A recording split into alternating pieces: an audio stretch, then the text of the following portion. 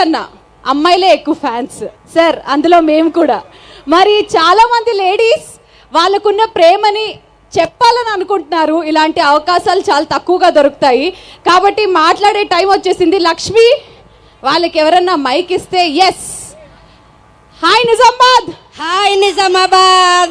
మీది నిజామాబాద్, మాది నిజామాబాద్, మనది నిజామాబాద్. ఓకే, సో ఎస్ అమ్మ, మీ పేరు? మాలతి. మాలతి గారు, వెంకటేష్ గారు కరెక్ట్ గా మీకు 10 అడుగుల దూరంలో ఉన్నారు. చూశాను. ఆయనకి ఏం చెప్తారు? వెంకటేష్ గారి గురించి చెప్పాలంటే వర్డ్స్ సరిపోవు. మరి పాట పాడతారా? అబ్బో, ఒకసారి మా కోసం గోదారి గట్టు మీద రామసిల్కవే, గోదారి గట్టు మీద రామసిల్కవే, గోరింట కెట్టుకున్న సందమామవే, గోరింట పెట్టుకున్న చందమామవే. అబ్బోవే. ఆహా, సింగర్లు బయటకు వచ్చేసారు. సరే, వెంకటేష్ గారికే మీరు కనుక ఐ లవ్ యూ చెప్పాలనంటే ఎలా చెప్తారు? మా సార్ ఒప్పుకోరండి, లేకపోతే చెప్పేదాన్ని.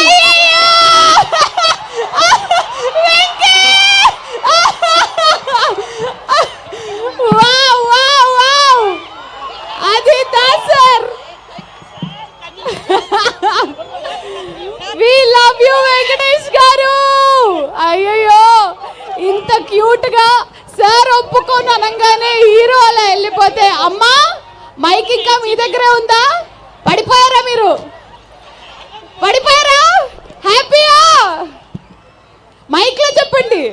చాలా చాలా చాలా హ్యాపీగా ఉంది. అసలు లైఫ్ లో కూడా అనుకోలేదు సార్ వస్తారని.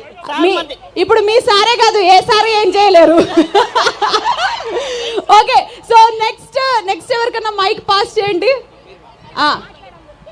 అమ్మా, మీ పేరేంటో చెప్పాలి. మీరు నాకు కనపడట్లేదు కానీ వినపడతా. నా పేరు పద్మ కటకం. పద్మ గారు, సో వెంకటేష్ గారి సినిమాలు మీరు ఇప్పటివరకు ఎన్ని చూసారు? కొన్ని సినిమా పేర్లు టకా టకా చెప్పాలంటే చెప్పండి. చాలా చూశాను, కానీ సంతోషంలో ఏం గుర్తు